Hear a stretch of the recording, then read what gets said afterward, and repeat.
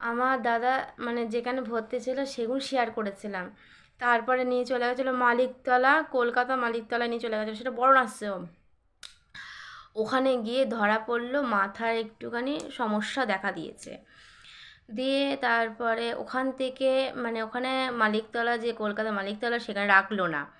সেখান থেকে মানে কলকাতার সেরা নার্সিংহোমে আমার দাদা এখন ভর্তি রয়েছে। এখন মানে একটা মিআইপি না কি বলে ওটা করেছে। তা এখন হচ্ছে হাতে প্লেট বসবে, ঘাড়ে ভেঙে গেছে, সেখানে অপারেশন হবে, প্লেট বসবে। আর ডাক্তার হচ্ছে বলেছে যে মাথার হচ্ছে চাপ দিতে না, মানে মাথার যে অপারেশন করতে হবে তার 3 দিন দেখবে, 3 দিন দেখবে। ইঞ্জেকশন দিয়েছে, দিয়ে এখান দিয়ে অক্সিজেন দিয়েছে, সেখান দিয়ে রক্ত বের করানোর চেষ্টা করছে। তা 3 দিন পর বলবে। তা এখান দিয়ে দিয়েছে, নিশ্চয়ই রক্ত বেরিয়েছে। আর হাতের হচ্ছে হাতটা অপারেশন হবে, প্লেট বসবে। আর ঘাটটা অপারেশন হবে, প্লেট বসবে। আর আমার আজকে সবাই যাচ্ছে আসছে ওই বড় নার্সিংহোমে, কাউকে তো রাখতে দিচ্ছে না, থাকছেও না কেউই, এমনি দূরে রয়েছে। আর হচ্ছে সেদিনকার গেছিলো হচ্ছে আমার হাজব্যান্ড গেছিলো, আর হচ্ছে গেছিলো হচ্ছে আমার ছোদ্দা আর আমার মেসো। এরা 3জনই চলে এসেছিলো, কেন আমার বাথরুম হচ্ছে ঢালাই হয়েছে, তার জন্য চলে এসেছে দাদাভাই। আমার হাজব্যান্ড চলে এসেছে তার জন্য, আর সবাই চলে এসেছে, সবার কাজ আছে তাই চলে এসেছিলো। আর আমার বৌমনি ছিল। তা আমার ওখানে পিসি বাড়ি আছে, আমার সেজ পিসির বাড়ি ওখানে। তা ওখানে আমার ভাই আছে বুম্বা, সে হচ্ছে নিয়ে যেত, সব কিছু করতো, মানে গাড়ি আছে সেখান থেকে আমার বৌমণিকে নিয়ে তুলতো, তুলে বাড়ি চলে যেত, কি ওষুধ লাগবে নিয়ে নিয়ে নিয়ে যেত।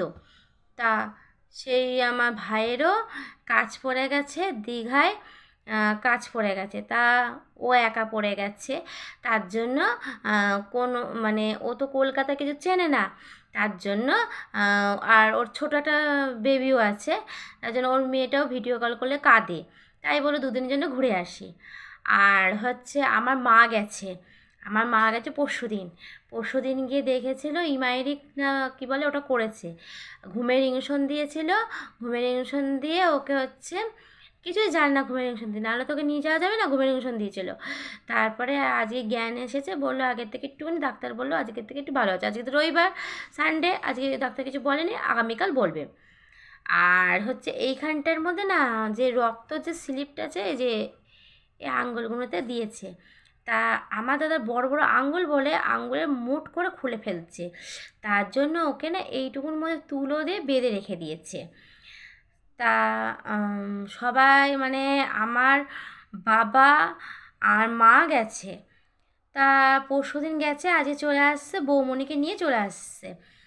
আর একদিকে সবাই আমার দাদু, মেজদাদু, সবাই হচ্ছে ছোটদাদু আর আমার বর, সবাই থাকতো হচ্ছে বাড়ি ভাড়া করে। আর আমার বৌমণি থাকতো আমার পিসি বাড়িতে, ভাইয়ের সাথে চলে যেত, মানে পিসির ছেলের সাথে চলে যেত। এখন পিসির ছেলের কাজ পড়ে গেছিলো দীঘায়, আর ও তো ওখানকার কিছু চেনে না, তার জন্য হচ্ছে ওকে বললো, আর ওকে তো কোনো দরকারও নেই, শুধু চোখে একটু দেখে আসতো, কোনো দরকার নেই, আইসিইউতে রয়েছে তার জন্য। আর আইসিইউতে বন্ধুরা 2জন ছাড়া কাউকে ঢুকতে দেয় না। আজকে আমার বাবা সেদিন দেখে এসেছিলো, বাবার মা, আর পরের লোককে আর দেখতে দেবে না। আর তোমাদের তোমরা আমাকে ভালোবাসো, আর আমিও চাইবো যে আমার দাদারও সুস্থ হয়ে যাক, ভালো হয়ে যাক, বাড়ি আসুক। আর এই মানে এই কামনাটাই তোমরা ঠাকুরের কাছে চাইবে যে আমার দাদাও তাড়াতাড়ি সুস্থ হয়ে আসুক। আর এখন জানি বর্তমানে যে সুস্থ হয়ে যাবে, হতেই হবে, কিন্তু এসে কোনো কাজ করতে পারবে না, শুয়ে থাকবে। তাও মায়ের সন্তান মায়ের কাছে জানি ফিরে আসে। আর তোমরা তো সবাই মায়ের সন্তান, সবারই তোমার কাছে সন্তান আছে, তোমাদের সব মানে তোমাদের সন্তান আছে, মেয়েই বলো ছেলেই বলো, সন্তানই। আর আর তোমাদের সন্তান যদি এরম হয় তোমাদের কতটা কষ্ট হবে। তার জন্যে বলছি যে সবাই তোমাদের ঠাকুরের কাছে একটু ভালোবাসা দিও, আর ওর নামে একটু পুজো দিও, আর বেশি বেশি করে শেয়ার করো যে ও তাতে সুস্থ হয়ে যায়। আর মাথায় যে রক্তটা জমেছিল বলে ভুল বকছিল। ঠিক আছে, ভালো থেকো, সুস্থ থেকো, নতুন কোনো ভিডিও নিয়ে তোমাদের কাছে আসবো। আর তোমরা কামনা করো আমার দাদা যেদিন সুস্থ হয়ে যায় বাড়িতে চলে আসে। টাটা।